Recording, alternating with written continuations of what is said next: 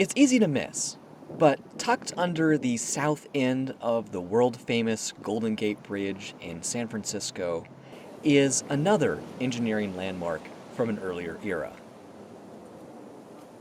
It is Fort Point, and it was built just before the Civil War to protect the Golden Gate from enemy ships.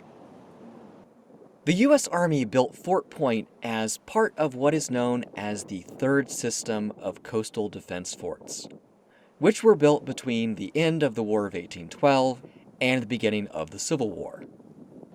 Fort Point is the only third system fort surviving on the West Coast, and it is one of the best preserved of these forts anywhere.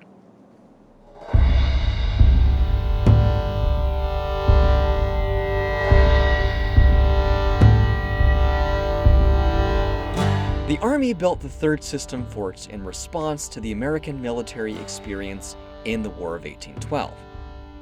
During that war, American coastal defense strategy had been based on three elements: shallow draft gunboats, called the Mosquito Fleet, temporary coastal fortifications, and large forts built over the previous decade as part of the second system of coastal fortifications.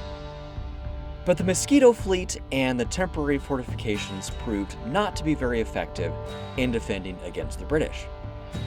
Only the large second system forts could withstand the might of the British military. Thus, after the war, Congress created the Board of Engineers to study the problem of defending the Atlantic and Gulf coasts of the United States with large permanent forts. This was the genesis of the third system of coastal fortifications.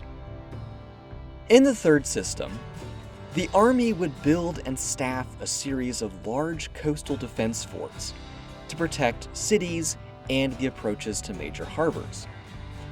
The strategic thinking behind these forts was that if an enemy force couldn't capture a harbor, then it wouldn't be able to invade the country. The coastal defense forts had to be big enough to hold large batteries of guns and the crews to operate them, and also to store adequate supplies to last through a long siege. The Board of Engineers recommended that more than 200 forts be built in the United States to defend every city and town along the coast of the country. But these large coastal forts were expensive to build and maintain, and only a fraction of the forts that the board envisioned were ever actually built. Even so, the third system produced impressive results on the Atlantic and Gulf coasts, with several dozen large forts built along the coast from Maine to Louisiana. California wasn't even a part of the United States when the Army began building its third system forts. The Spanish ruled San Francisco from 1776 to 1821, and during that time they built a small adobe fort on the Golden Gate called Castillo de San Joaquin. The fort was abandoned and went to ruin shortly after Mexico won its independence from Spain. Even so, John C. Fremont and Kit Carson made it a point to raid the fort and spike its cannons during the Bear Flag Revolt in 1846. California officially became a part of the United States with the Treaty of Guadalupe Hidalgo in 1848. Immediately afterward, the gold rush began, and hundreds of thousands of fortune seekers swarmed into California. In 1850, California became a state, having never gone through territory status. That same year, a joint Army-Navy board recommended building fortifications at various points around San Francisco Bay to protect it from any foreign nations that might try to annex California from the US, as the US had just done from Mexico. One of the places recommended was the site of the old Spanish Castillo. This place had become known as Fort Point, and eventually that name would stick to the third system fort that would be built there. It took 8 years to build Fort Point, The Army imported granite from as far away as China for the fort's foundations, while the walls were built of brick that was made in kilns on site. Army Chief of Engineers Joseph Totten supervised the work from far-off Washington, D.C., even though round-trip communications between the east and west coasts took as long as 3 months. The construction labor force included some of the many miners who had come to California for the gold rush but had failed to strike it rich. The fort they built is shaped roughly like a 5-sided polygon, with 2 additional bastions on the west and east sides. 3 stories of gun batteries, or casemates, surround a central courtyard, with an additional level of guns on the roof. The one wall of the fort facing the land, called the Scarp Wall, didn't have any gun emplacements in it. Instead, it held quarters for the officers and enlisted men who served at the fort. It also had the powder magazine and the fort's only door, the sally port. The other sides of the fort were where the cannons were mounted in the casemates. The fort was built low to the water so that enemy ships couldn't sneak in under the field of fire of its cannons, as they could have done if the fort had stood high on the bluff overlooking the Golden Gate. The fort was also built low so cannonballs fired from the fort could skip across the water to strike enemy ships from the side. This was called ricochet fire.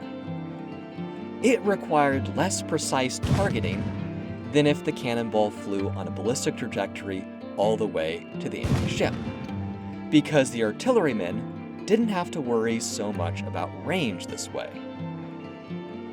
In the construction of the fort, the natural cliff face was blasted down close to water level, so close that the Army later had to build a 1,500-foot granite seawall to protect the fort from the waves. The Army finished building Fort Point just as the Civil War began in 1861. Unlike many of the third system forts on the Atlantic and Gulf coasts, Fort Point never saw military action during the war, but it could have, so the Army posted artillery companies there throughout the war. At first, the Army was mainly concerned that Confederate sympathizers in San Francisco, of which there were many, could organize and seize the fort. The first guns mounted in the fort were pointed toward the city, not the sea. But the attack never came.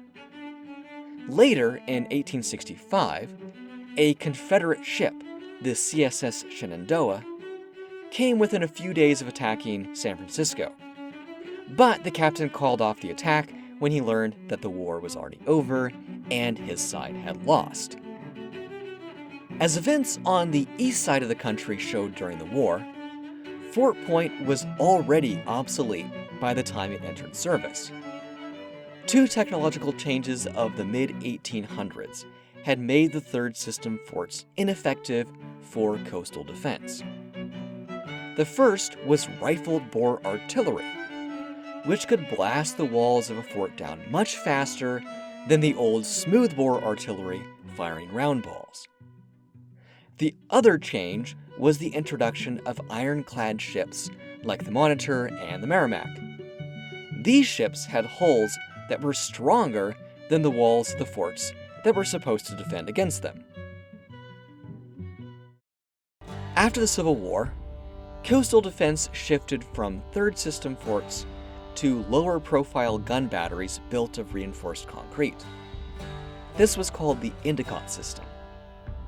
Some third system forts on the east side of the country had ugly Endicott system batteries built inside them in the 1890s, but Fort Point escaped this fate. Instead, Endicott batteries were built at other locations on the Golden Gate. Fort Point was built strictly for military purposes, but the structure is surprisingly aesthetically pleasing, even beautiful. When the Golden Gate Bridge was being built in the 1930s, plans originally called for demolishing the fort, But Chief Engineer Joseph Strauss changed tack after he visited the fort and saw firsthand the quality of its masonry. After his visit, he wrote in a memo, "While the old fort has no military value now, it remains nevertheless a fine example of the mason's art. Many urge the razing of this venerable structure to make way for modern progress. In the writer's view, it should be preserved and restored as a national monument." Strauss saved Fort Point by adding an arch to the southern end of the Golden Gate Bridge, which carries the roadway clear over the fort. In 1970, Congress created Fort Point National Historic Site, which preserves this remarkable piece of military engineering for future generations.